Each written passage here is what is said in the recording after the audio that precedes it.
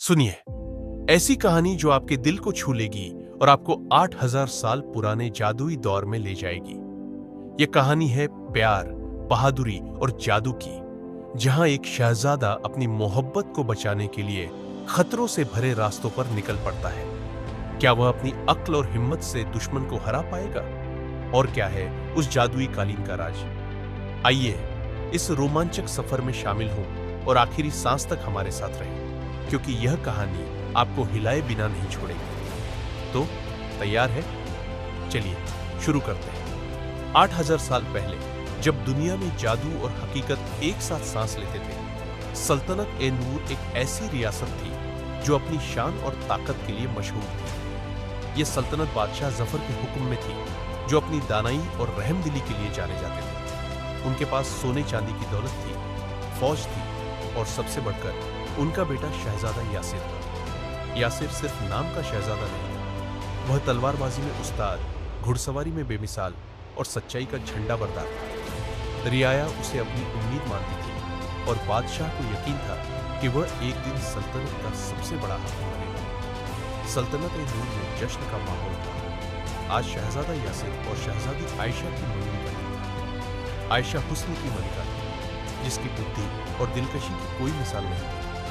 महल में रंग बिरंगे फूल सजे थे, दीवारों पर मशालें चमक रही थी और हर तरफ खुशियां थी। मगर इस जश्न के बीच एक खतरनाक साया लुका हुआ था, जिसे कोई देख नहीं सका। जैसे ही जश्न अपने उरूज पर पहुंचा, आसमान पर काले बादल छा गए। तेज आंधी ने सब कुछ हिला दिया और हवा में एक डरावनी सिसकारी गूंजी। अचानक एक जोरदार धमाके के साथ धुएं के बादल छाए और उसमें से एक खौफनाक जिन्न प्रकट हुआ।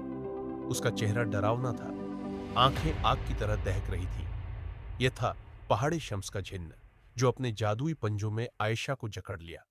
वह जोर से हंसा और बोला, यह शहजादी अब मेरी है, हिम्मत है तो आकर छुड़ा लो।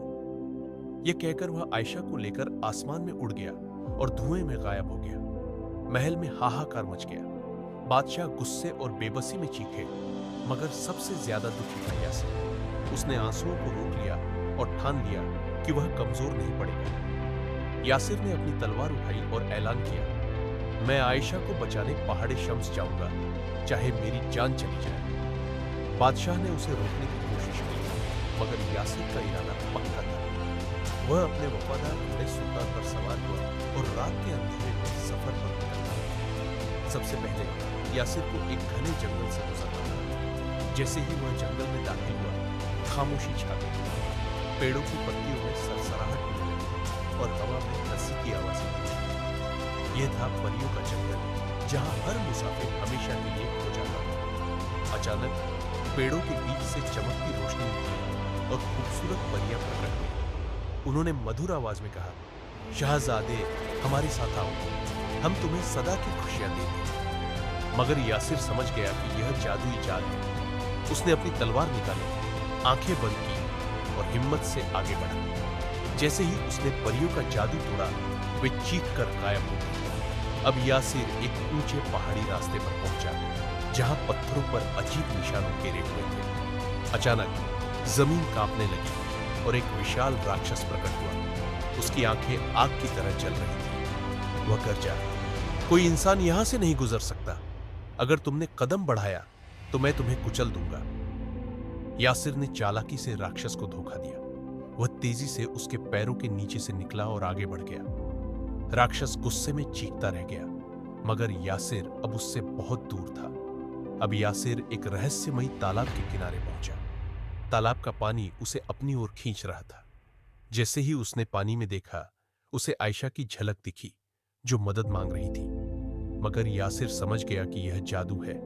उसने आंखें बंद की और किनारे पर खड़े एक खास पेड़ की टहनी पानी में डाली। अचानक तालाब का जादू टूट गया और सब कुछ सामान्य हो गया। कई इम्तिहानों के बाद यासिर आखिरकार पहाड़े शम्स के किले तक पहुंचा। किला आग के गोले से घिरा था और इसके दरवाजे पर दो विशाल राक्षस पहरा दे रहे थे। यासिर ने अपनी तलवार निकाली और एक जबरदस्त जंग के बाद उन्हें हरा दिया। जैसे ही वह किले में दाखिल हुआ, सामने जिन्न खड़ा था।